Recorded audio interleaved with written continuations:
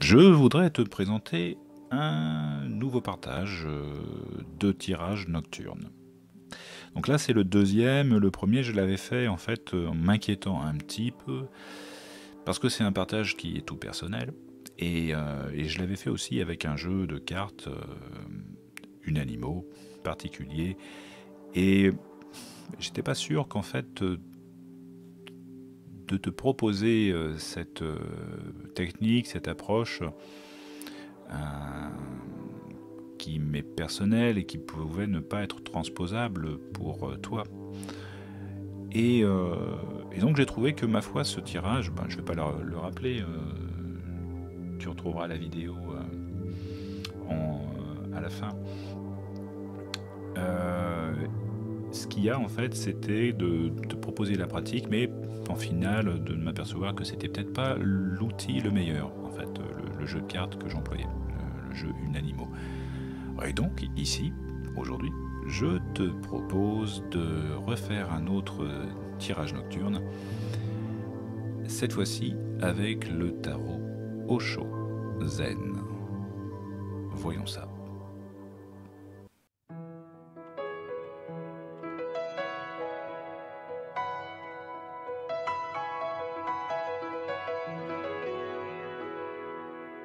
Alors pour ce tirage nocturne avec le tarot Osho Zen ou le tarot Zen Osho, parfois dans les discussions j'entends un petit peu de tout. Donc ce soir, je l'aime bien en fait ce tarot Osho parce que même si moi je viens surtout à la base d'une pratique du tarot de Marseille, je sais que les amis avec qui je partage depuis longtemps, eh bien, ils sont rebutés par l'utilisation du tarot Osho parce que il n'est pas tout à fait il est sur la même base de 78 lames, plus une, le maître, mais il est une pratique du tarot de Marseille difficilement calcable sur le tarot Osho, et puis Osho inversement, voilà, on peut pas trop le calquer sur un tarot de Marseille. Et moi en fait, je l'emploie sans forcément d'approche particulière. J'ai déjà lu le livret plusieurs fois. C'est vrai que les cartes offrent souvent une belle histoire, un conte, une allégorie, presque une histoire à raconter sur une seule carte, une seule scène. Et par contre, en fait, la qualité, la beauté iconographique du jeu fait que je me transporte assez facilement à méditer. Justement, quand le soir je prends le tarot au chaud, je peux me laisser à libre cours, peut-être plus facilement que si je prenais le tarot de Marseille. Je connais quelques praticiens qui souvent utilisent plutôt des oracles pour un dialogue intérieur et qui partent là-dessus plutôt que d'employer le tarot de Marseille pour ça. Et ici, du coup, je me dis que ça serait pas mal de savoir si finalement le tarot Osho Zen peut être intéressant pour toi dans cette approche de tarot nocturne. Moi, en fait, j'ai constitué avec le temps un tirage avec l'Osho, un tirage en fait en 5 cartes. Donc la première carte, c'est toujours pareil, c'est de prendre la situation, prendre une carte pour décrire la situation. Ça va représenter factuellement, voilà, la question que je me pose, le contexte dans lequel je suis, ou enfin, etc. Une méditation, un ressenti, une inquiétude, quelque chose qui me titille. Et puis après, je vais prendre une carte à gauche qui va représenter en fait ce que j'en ressens de la situation et puis de ce que je ressens de cette première carte aussi. Qu'est-ce que ça fait en moi? Comment je ressens en fait cette carte-là? Et puis la troisième carte, je vais la mettre à droite de la première. Donc comme ça, j'aurai deux sons de cloche. Et là, en fait, à droite, ça va être pour exprimer comment je me vois, comment je veux agir dans cette situation-là. Quelle est ma démarche et ensuite, je prends deux autres cartes que je mets au-dessus. À gauche, c'est plus pour essayer de voir quelles sont mes options par rapport à ce que moi je ressens de la situation et de ce que je suis dans l'envie, dans la volonté de faire. Et dans cette option, ces options, ces opportunités, ces possibilités aussi qui me sont offertes, quels sont les chemins, les cheminements, les pistes à suivre. Et puis enfin, à droite de cette quatrième carte, c'est plus l'issue des options choisies, l'issue du cheminement, vers quoi ça peut tendre. Alors, je parle pas forcément d'objectifs, je parle pas forcément de but, mais plus d'objectifs. D'essayer d'avoir une cible quelque part, de se concentrer, de se focaliser, de se focuser, comme certains disent. Et puis en avant Simone. Donc là, aujourd'hui, j'ai pris le jeu en fait à 0000. Il était exactement minuit. Donc j'aime bien ces petits clins d'œil horaires, même si je m'y fie pas toujours, mais voilà, je prends le truc de me dire bon on part sur du 00000.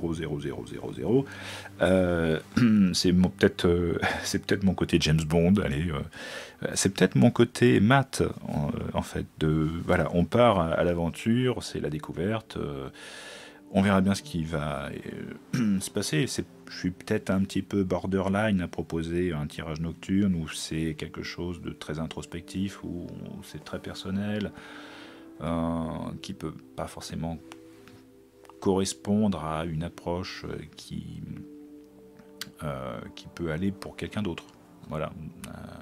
Je répéterai toujours évidemment que c'est à toi de te faire ta propre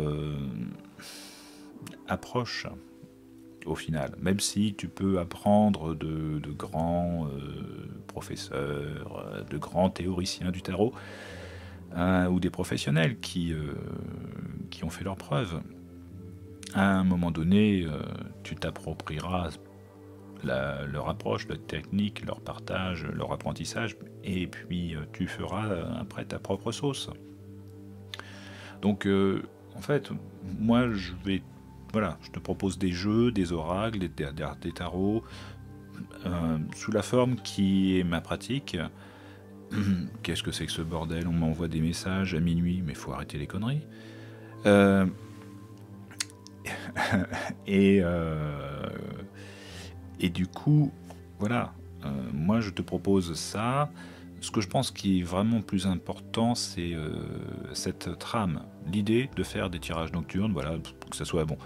Je dis nocturne parce que c'est le moment où moi je suis tranquille, je suis seul avec moi-même dans mon lit. Je coupe avec tout ce qui se passe avec la journée. Si je fais un tirage introspectif pour moi-même en plein après-midi alors que je suis au boulot, alors que je vais aller chez une copine et puis on va prendre un thé, un café, on va aller boire du cidre ou je ne sais pas, et puis en même temps je vais faire un tirage, ça va pas le faire. Donc cette trame de tirage nocturne, de communication intérieure, de dialogue intérieur, ce moment à toi, ce moment pour toi, c'est quelque chose qui me semble très important. Tu vas pratiquer les tarots, les oracles, pour toi, toute la journée, tout le temps, sur plein de sujets, pour plein de personnes, et puis au final, peut-être que tu ressentiras certainement un manque de dialogue avec toi-même, de dialogue avec ton outil, tes outils, parce que aussi, voilà, je pense, ça accompagne ta progression, ça accompagne, voilà, c'est à prendre aussi comme un compagnon de vie et qui t'est utile en fait, en tout cas, de travailler intérieurement les outils que tu utilises.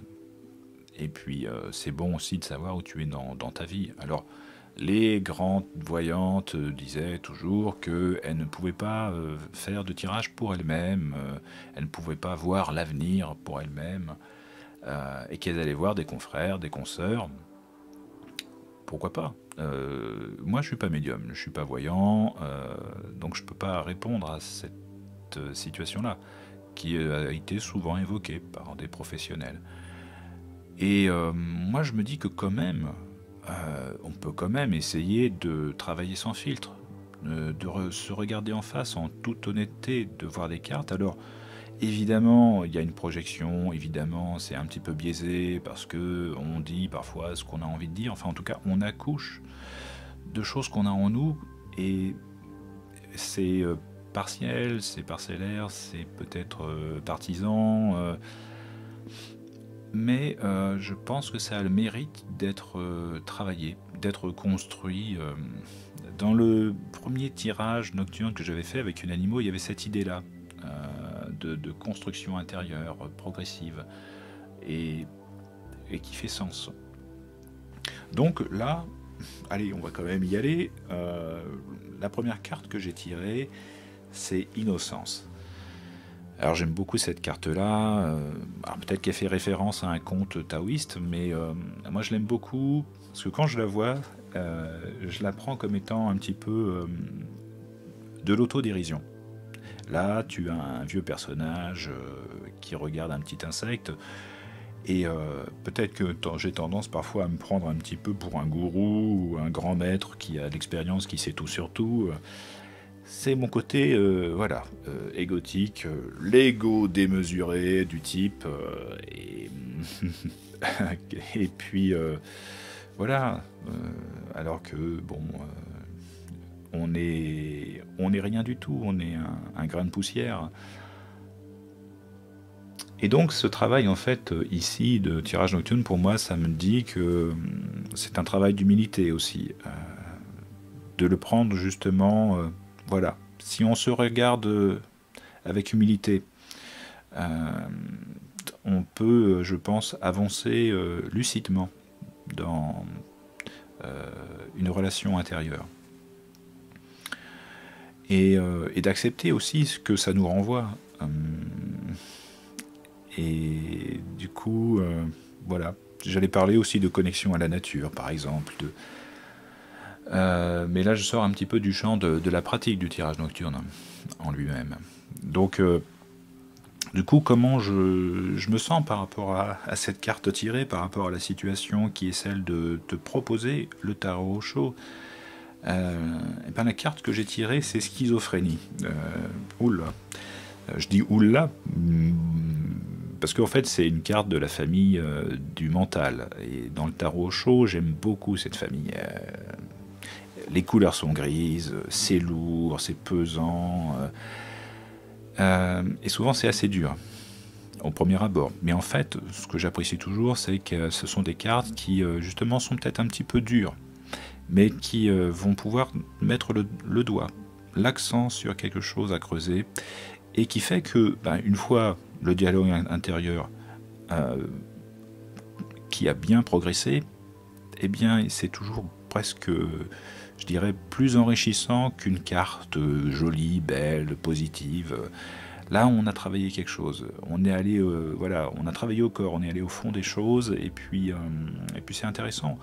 Alors là, évidemment, quand je vois schizophrénie, je me dis, il y a un élément qui est très très enrichissant. C'est pas mal, ouais. Parce qu'en fait, cette pratique de tirage nocturne intérieur, quelque part, c'est pour moi-même. Et là, c'est pratiquement plus pour le bonhomme que je suis.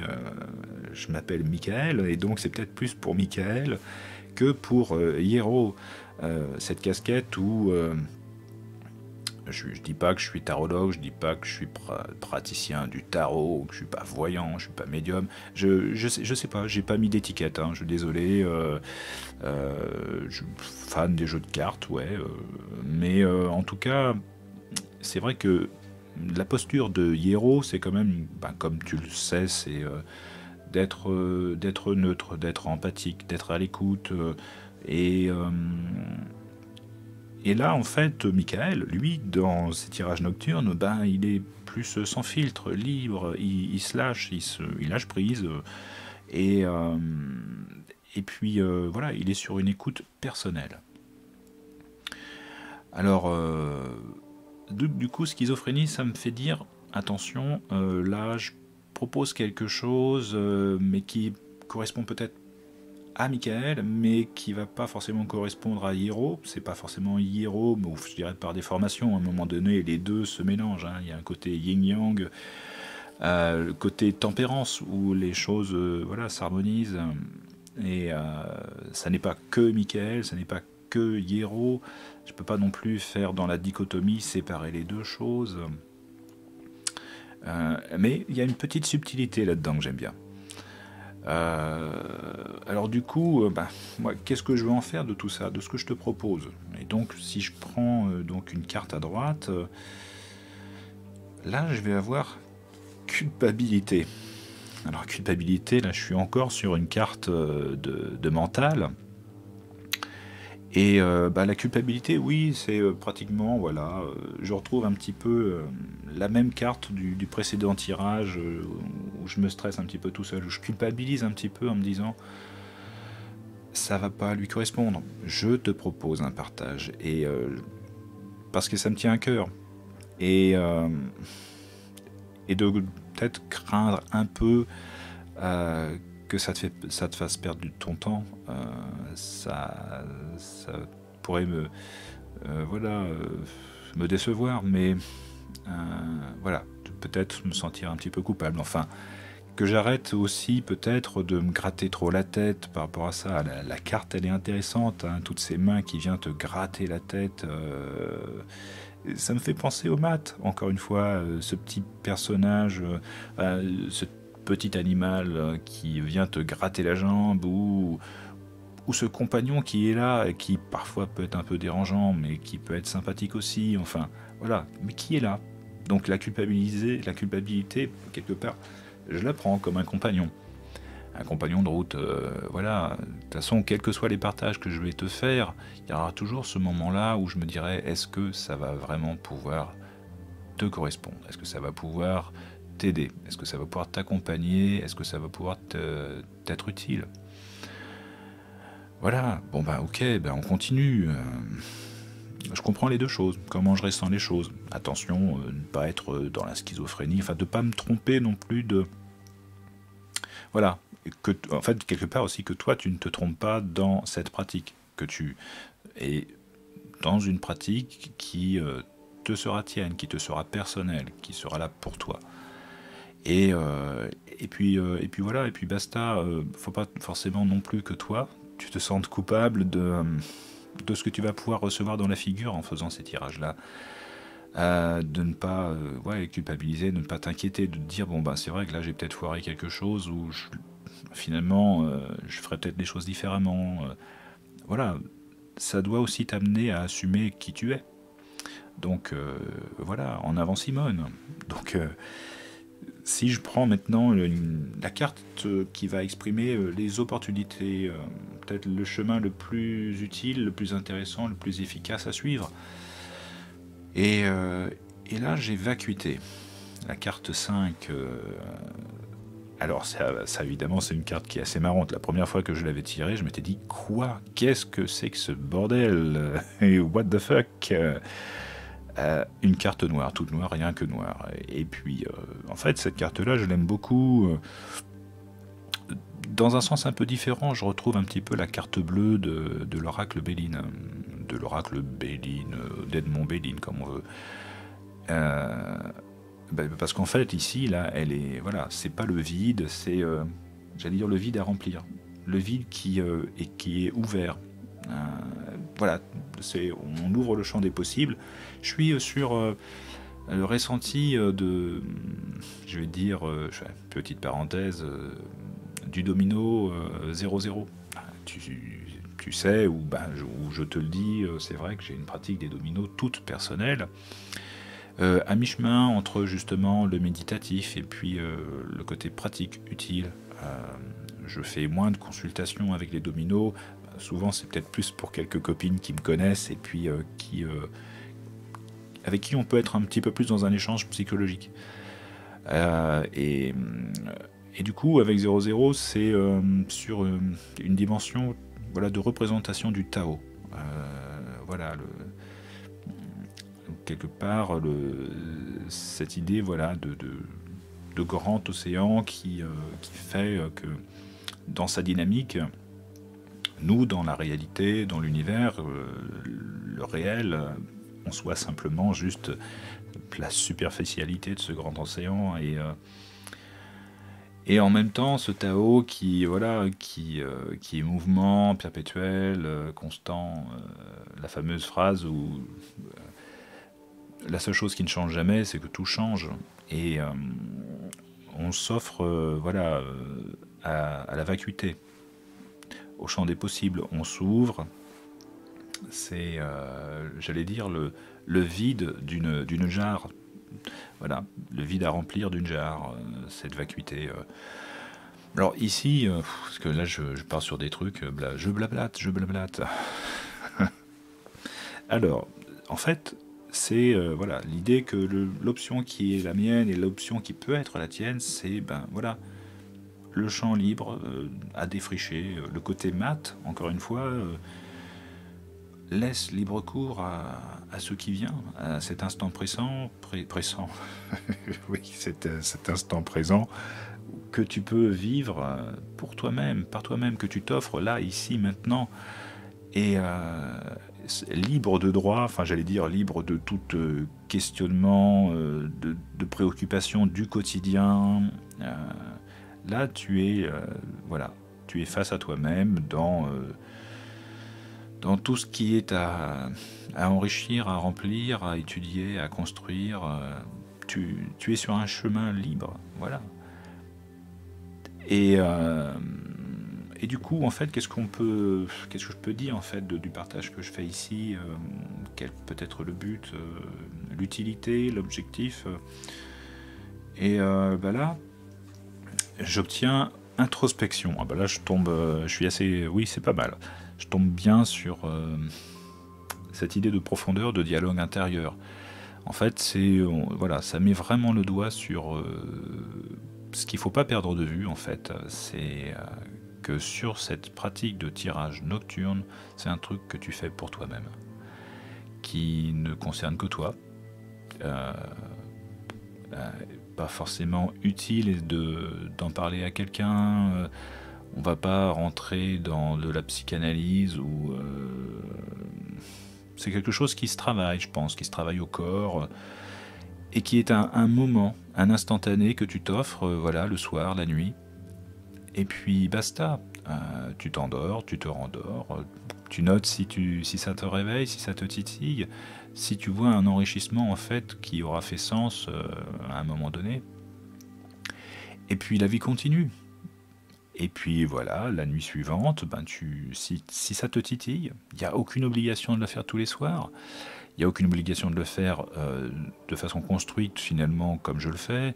Aucune obligation de le faire avec tel jeu de cartes ou tel autre.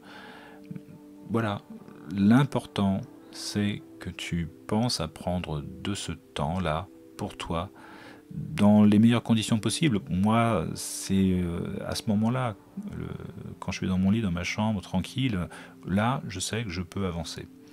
Euh, Librement, tranquillement, sans être dérangé, pour faire ce travail d'introspection.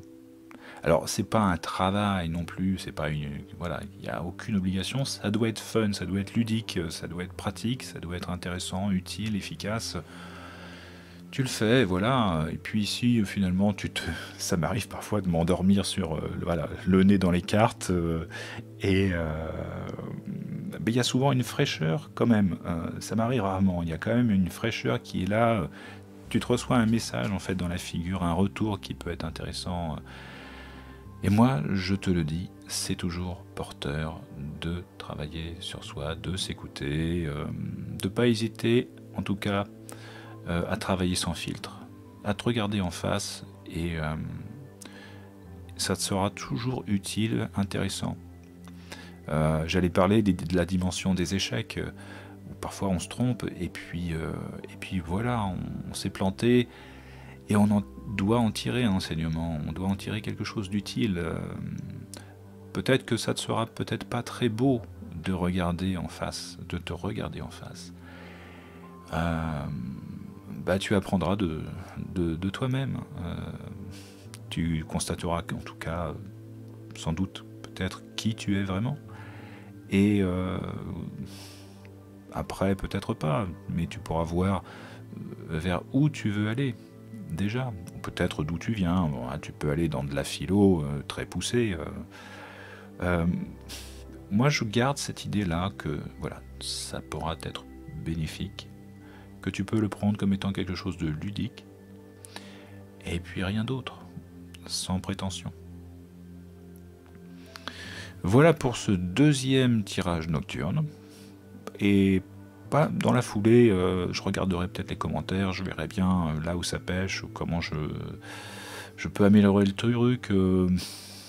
Évidemment, je vois que c'est quand même peut-être du blablatage un petit peu longuet, mais en fait c'est un petit peu ma pratique. C'est vrai que le tirage nocturne, bah, c'est quelque chose où voilà, tu vas coucher un petit peu. Il y a le côté maïotique de Socrate, hein, pour rappeler un petit peu ce qu'on voyait, je sais plus, au lycée. Voilà, le fait que oralement tu t'exprimes, tu vois les cartes, et puis basta, tu discutes avec toi-même. Mais c'est important, bon, tu peux avoir des pensées, des réflexions, mais c'est important, je pense aussi, d'oraliser, voilà, de sortir les choses, de dire bordel de merde, mais c'est quoi ces cartes, bon, et puis on avance. Et parfois, ben, un tirage nocturne, ça me prend 5 minutes. Le truc est bouclé, c'est bien, j'ai bien compris mon ressenti, ça colle un petit peu avec ce que j'avais en tête. Après, ça peut durer 10 minutes, ça peut durer un quart d'heure, tu peux te lâcher librement, et puis tu peux tirer autant de cartes que tu veux. Et jusqu'au moment où tu dis, ouais, ok, banco, bon bah là, j'ai fait le tour, et puis on passe à autre chose. Et puis, faut pas oublier de dormir aussi. Voilà. Et donc je vais penser aussi à mettre sur mon agenda un prochain tirage nocturne avec un nouveau jeu de cartes à te proposer. Je te dis à bientôt.